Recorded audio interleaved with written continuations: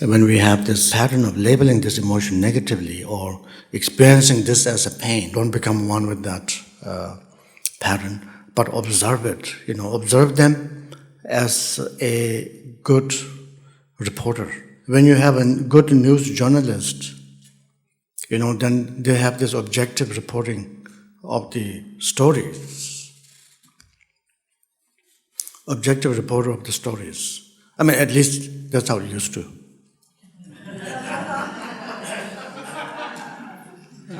Or that's what it's supposed to be, right? Objective reporting and not subjective, interpretation of the situation. And so what we're usually doing with our experience in our mind is we are actually interpreting them like a bad tabloid kind of, reporting.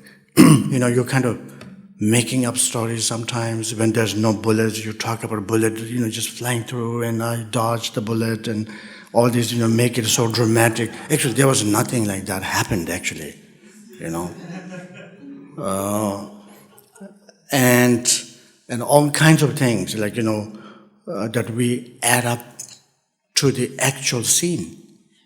You're not really seeing those things, but you're kind of adding them to make it more colorful, to make it more dramatic, and that's our pattern, right? We do that.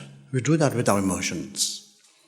We do that with our thoughts. Good photojournalist, right? They don't interfere with the thing that they are, videotaping in like a wild kingdom. I've seen some interviews with the journalists. They say it was really painful. It's really painful because sometimes you see you can save something.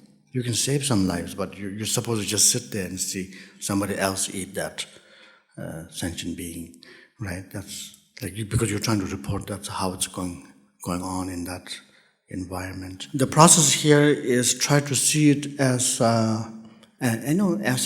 as it arises, as it arises in our mind, try to observe them objectively, like an investigative reporter.